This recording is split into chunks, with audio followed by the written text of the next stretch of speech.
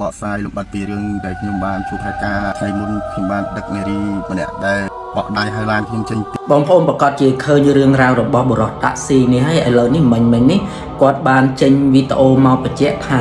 គាត់ក៏អត់ប្រកាសដែរថាស្ត្រីម្នាក់នឹងជាមនុស្សឬក៏ជាអមនុស្សរឿងហ្នឹងកើតឡើងប្រហែលជា 3-4 ថ្ងៃមុនគាត់នឹងបានជិះឡានរថតាក់ស៊ីធម្មតាហ្នឹងក៏បានឃើញស្ត្រីម្នាក់ហ្នឹងឲ្យគាត់ដឹកចូលព្រៃហើយគាត់ក៏មានអារម្មណ៍ថាចម្លែកស្រាប់តែទៅកលេចឃើញមុខម្នាក់ស្រីហ្នឹងទៅឃើញភ្នែកឡើងក្រហមហើយខោសិតតែឈាមហើយគាត់គិតថាម្នាក់ហ្នឹងអាចជាស្ត្រីរៀបចេញពីសម្រាលកូនឬក៏គាត់នឹងកាឡាភ្លើងអីចឹងទៅគាត់លឺអញ្ចឹងគាត់ភ័យគាត់ព្រឺសម្បុរមែនតែនអូយនិយាយទៅសូម្បីតែខ្ញុំនិយាយនេះក៏ព្រឺសម្បុរដែរព្រឺសម្បុរខ្ញាក់ហ្មងហើយគាត់ក៏ខ្លាចមែនតែនគាត់ក៏ព្រឺសម្បុរផងអីផងគាត់ក៏ជិះឡានហ្នឹងទៅកន្លែងការ៉ាសាំងមួយឲ្យមនុស្សជាច្រើនជួយគាត់បរោះជាច្រើនហើយគេក៏មកជួយគាត់ឲ្យចេញពីឡានដែរហើយអ្នកដែលជួយគាត់ទាំងប្រមាណហ្នឹងគាត់តែឃើញស្ត្រីម្នាក់នឹង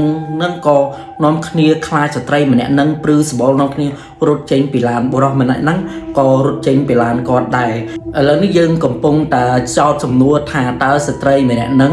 ជាអមនុស្សឬក៏ជាមនុស្សធម្មតាតាមខ្ញុំគិតគឺអាការៈបែបនេះគឺជាស្ត្រីដែលឆ្លងតលេហើយគាត់អាចមានស្មារតី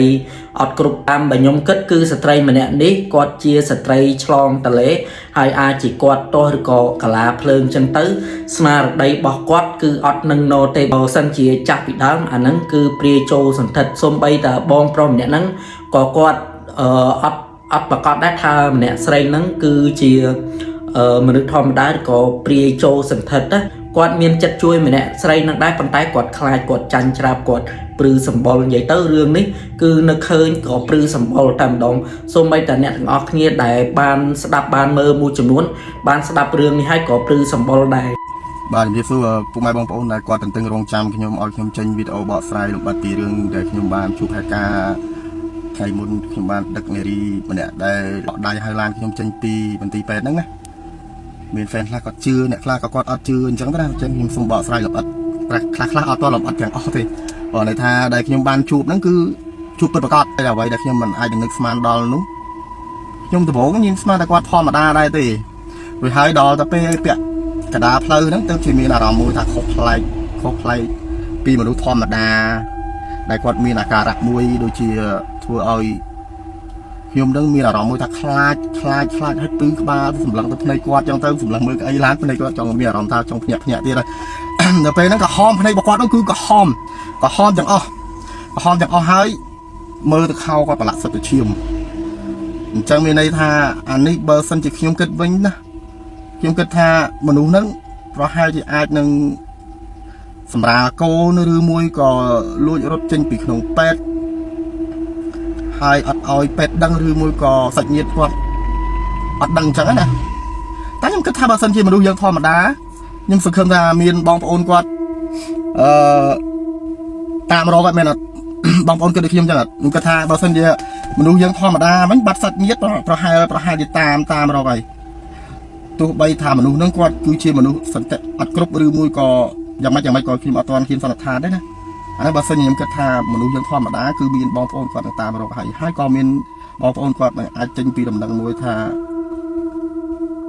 ពួកមានខ្លះដែលលើកឡើងថាហេតុអីក៏មានបងប្អូនគាត់ឬមួយក៏សាច់ញាតិគាត់ជាមនុស្សតើហេតុអីក៏អះអាងថាខ្មោចឬមួយក៏នេះខ្ញុំគិតថាប្រហែលជាអាចនឹងចេញអ្វីមួយព័ត៌មានអ្វីមួយនឹងលេចលឺឯងមិនអត់ទេ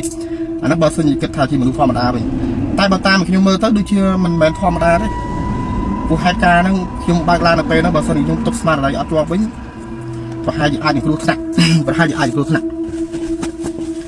តែខ្ញុំសូមបរិយាយថាបងប្អូនណាជឿក៏ជឿទៅបងប្អូនណាអត់ជឿក៏ខ្ញុំអត់ហ៊ានបង្ខំឲ្យគាត់ជឿដែរព្រោះខ្ញុំវាអត់ទាន់ច្បាស់ដែរកន្លែងហ្នឹងព្រោះខ្ញុំវាអត់ទាន់ច្បាស់គឺខ្ញុំអត់ទាន់ហ៊ានអាងថាមនុស្សហ្នឹងគឺជាអ្មេចទេប៉ុន្តែក្នុងថាហេតុការណ៍កន្លែងហ្នឹងសំបីតែ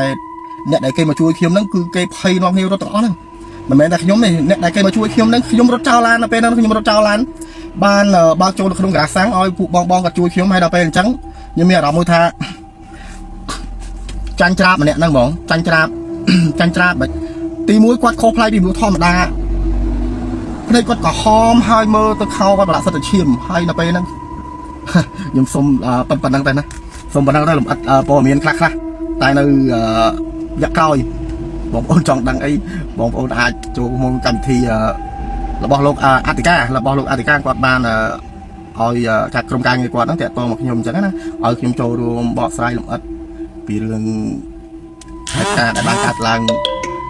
ไงมุนนั่งไงจังบอกโอนอาโจรวมตุสนาในโครงการที่บอกกวาดบ้านสมบูรณ์เลย